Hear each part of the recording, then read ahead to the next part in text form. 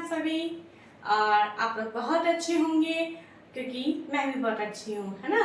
और जैसा कि आप सब भी जानते हैं कि हमारा सेकंड चैप्टर स्टार्ट हो चुका है और हमने अभी तक उसकी 2 वीडियो अपलोड भी कर ली है और आपने देखी भी होगी और आपको टॉपिक समझ में आया भी होगा।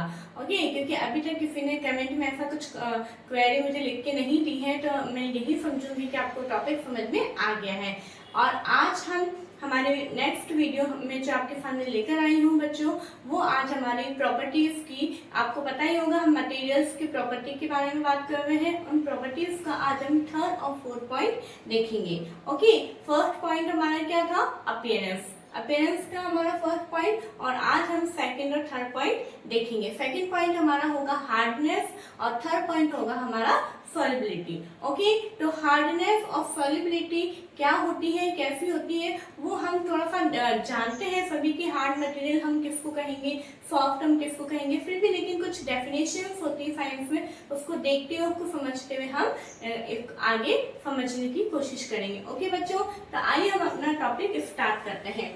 देखिए, जैसे कि जो अगर कुछ फर्स्ट बार इस वीडियो को देख रहा है तो मैं बताना चाहती हूँ कि हमारा चैप्टर नंबर 2 चल रहा है। और अगर आपने पहली बार इस चैनल को देख रहे हैं तो आप पहले प्लेलिस्ट में जाके आप जो है अपना चैप्टर 1 जो है वो आप समझ सकते हैं। उसकी भी सारी वीडियो अपलोड की हुई है विद क्वेश्चन आंसर, और चैप्टर 2 की भी पार्ट 1 पार्ट 2 जो है वो अपलोड किया जा चुका है। ओके, तो हम स्टार्ट करते हैं आज का हमारा वीडियो। देखिए, सेकंड प्रॉपर्टी है हार्डनेस। क्या है? हार्डनेस। तो हार्डनेस को हिंदी में क्या बोलते हैं बताइए? हार्डनेस को हिंदी में बोलते हैं कठोरता। क्या बोलते हैं? कठोरता।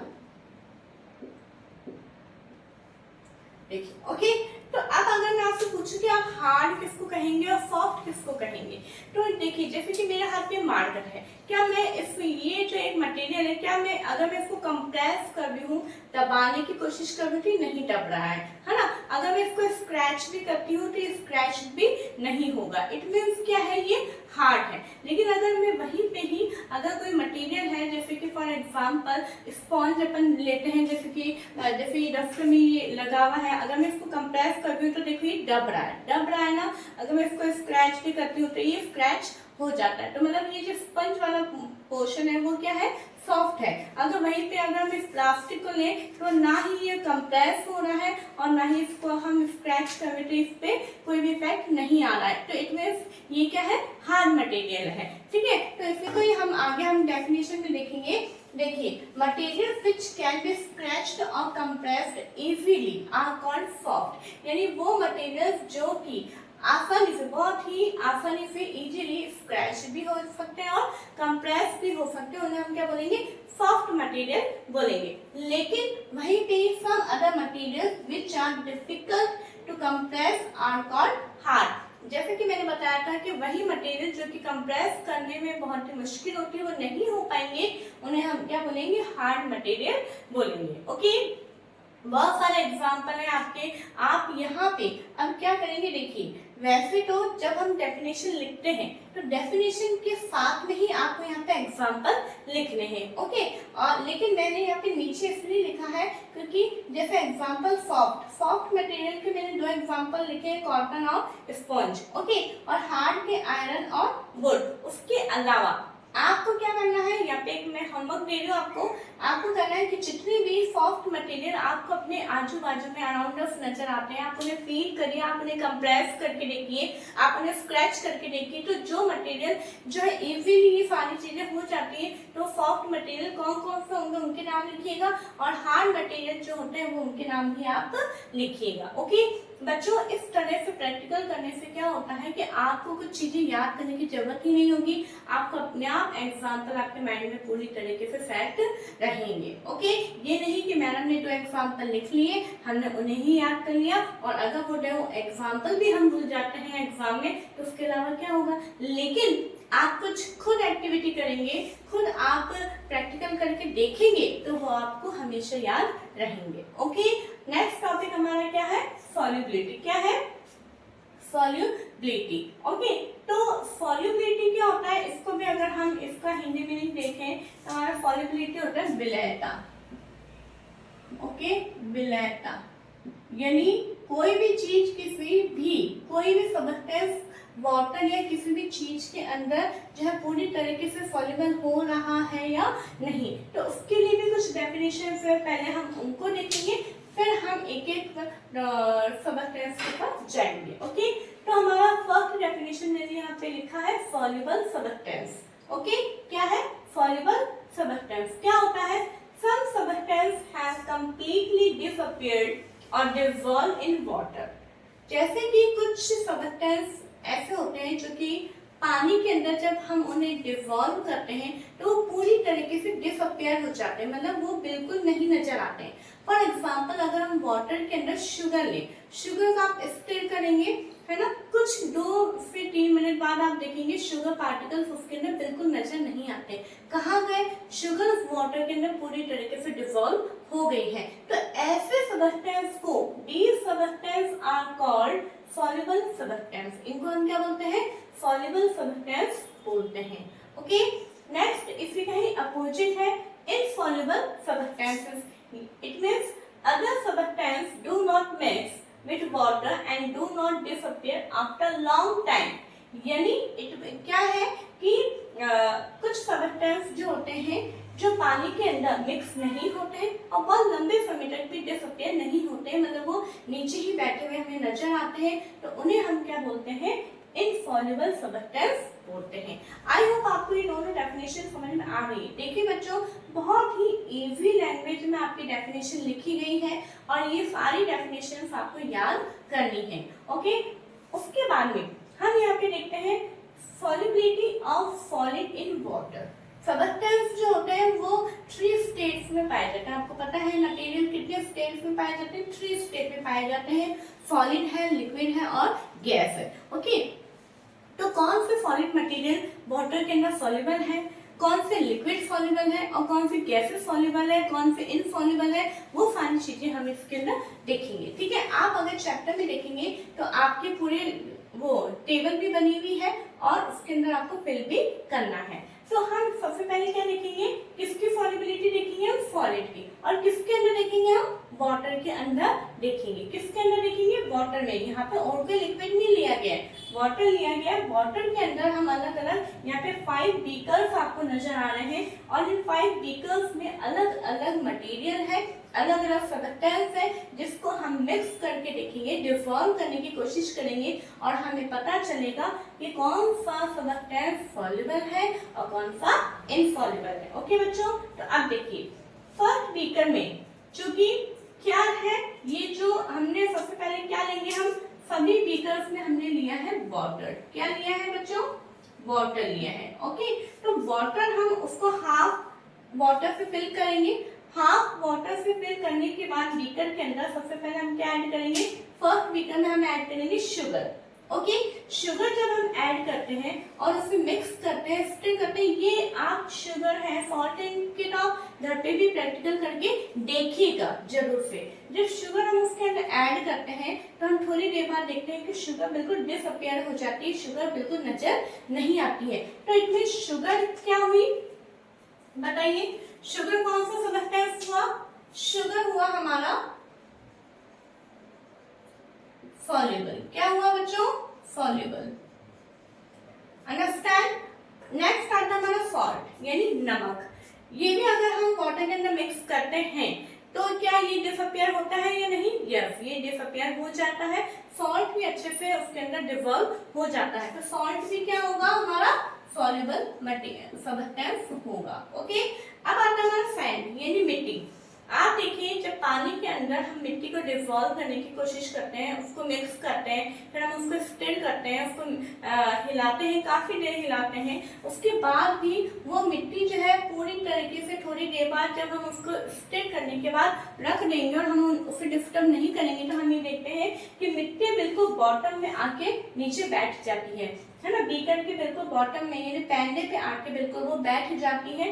ठीक है, तो इट मीन्स क्या है कि जो सैंड है वो वाटर के अंदर डिसॉल्व नहीं है, वाटर के अंदर सॉल्युबल नहीं है, तो सैंड जो है वो क्या हो गया? इनसॉल्युबल। ओके, क्या हो गया बच्चों? इनसॉल्युबल। अब देखिए नेक्स्ट बीकर है चॉक पाउडर। चॉक जो आपके स्कूल में काम में ली जाती है, चॉक पाउडर जो उसको चॉक को हम पाउडर कर देंगे, उसके बाद में उसको भी जब हम पानी के अंदर मिक्स करते हैं तो वो क्या होता है, वो भी मिक्स नहीं होगा, वो भी बॉटम में आके बैठ जाता है। तो चॉक पाउडर भी हमारा हो गया है इनसॉल्युबल।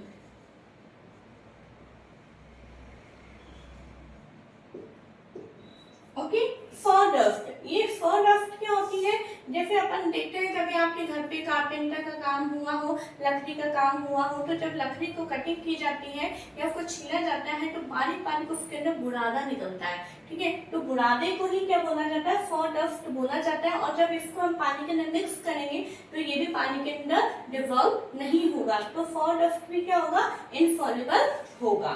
ओके, आपकी बुक में ये जो टेबल दी हुई है बच्चों, आप इसको पूरी तरीके से फिल कर लीजिएगा। आई होप आपको ये समझ में आ रहा है।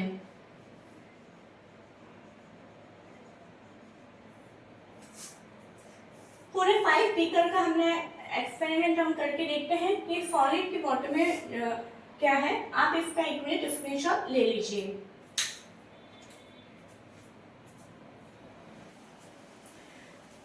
आगे देखेंगे बच्चों हम, हमारा अभी तक हमने क्या देखा था, solubility of solid in water. Okay, अब हम देखेंगे solubility of liquid in water कि क्या लिक्विड के अंदर डिसॉल्व हो सकता है, तो उसके अंदर हम देखेंगे। सबसे पहला हमारा, हमने यहाँ पे भी हमारे 5 बीकर्स हमने लिए हैं और फर्स्ट सभी बीकर्स में आप देख रहे हैं कि हमने वाटर लिया है। ओके, उसको हाफ हमने वाटर से फिल किया है। फर्स्ट बीकर में हम विनेगर हमने ऐड किया है, तो विनेगर जब हम ऐड करते हैं, ठीक है, तो विनेगर ऐड करते हैं तो विनेगर को जब अपन स्टिर करते हैं फिर पूरी तरीके से इसके अंदर डिसॉल्व हो जाता है। ओके, लेमन जूस है, लेमन जूस में आपने नींबू पानी बनाया होगा, तो लेमन जूस अगर आप उसके अंदर डालते हैं तो वो भी उसके अंदर मिक्स अच्छे से हो जाता है। ओके, तो यहाँ पे हमको जैसे कि आपकी टेबल भी दे रखी है तो आपको यहाँ पे लिखना है। ओके, यहाँ पे बच्चों आपको लिखना है, टेबल जो है आप खुद फिल करेंगे। विनेगर है, विनेगर क्या होता है, सॉल्युबल है। ओके, लेमन जूस है, वो क्या है बच्चों, ये भी सॉल्युबल है। एक तरह से आपको पूरा लिखना है। नेक्स्ट आता है हमारा mustard oil and coconut oil. आप देखेंगे जब ऑयल को हम वाटर के अंदर मिक्स करते हैं तो बिल्कुल भी मिक्स नहीं होता है, ये एक ऊपर अलग ही अपनी लेयर्स बना लेता है, या फिर आपको कभी इस तरह से आपने ऑयल के अलग अलग ड्रॉप्स आपने देखे होंगे, लेकिन ये ड्रॉप्स जो है वो कभी भी पानी के अंदर मिक्स नहीं होती है। Mustard oil, coconut oil and kerosene, ये सभी का एक ही नेचर है कि ये पानी के अंदर मिक्स नहीं होता है। ओके बच्चों, तो ये मिक्स जब नहीं होते हैं तो हम इन्हें क्या बोलेंगे, इनसॉल्युबल लिक्विड बोलेंगे। क्यों? क्योंकि ये मिक्स नहीं होते हैं। ये जो है कभी आप देखते हैं ऑयल जो है बिल्कुल अलग ऊपर लेयर बना लेता है, पानी बिल्कुल अलग लेयर बना लेता है। तो इस तरह से हम यहाँ पे इनका भी लिखेंगे, मस्टर्ड ऑयल इनसॉल्युबल, ओके,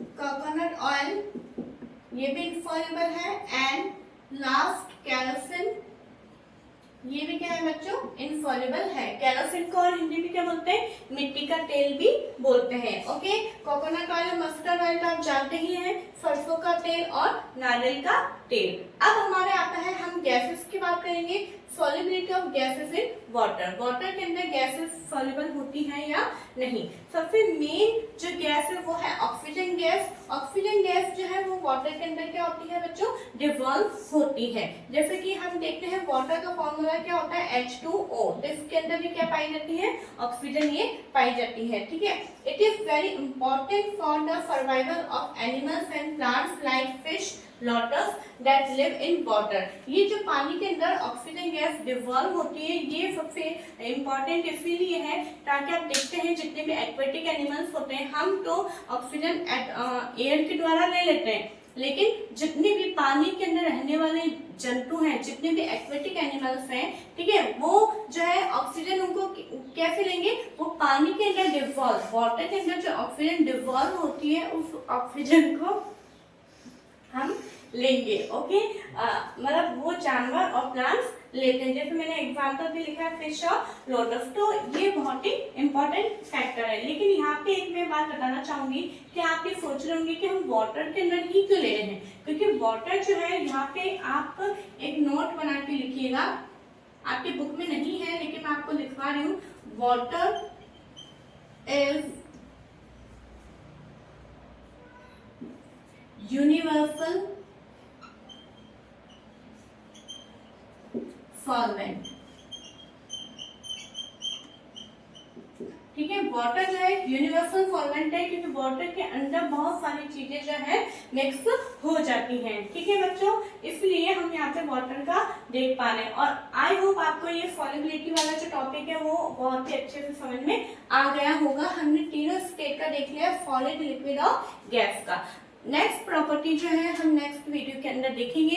इसको आप अच्छे से, जिस तरह से मैंने सारे डायग्राम बना के आपको बताया, आप अपने कॉपी के अंदर भी इसी तरीके से बना के देखना, रखना। और आपको ये विनेगर है, लेमन जूस है, इन सब का तो आप घर के अंदर भी करके देख सकते हैं। ओके बच्चों, अगर ये वीडियो अच्छी लगी हो और कुछ टॉपिक आपको समझ में आ रहा हो, कुछ अलग लग रहा हो, तो प्लीज आप इस वीडियो को लाइक करिए, शेयर करिए और सब्सक्राइब करिए। Thank you.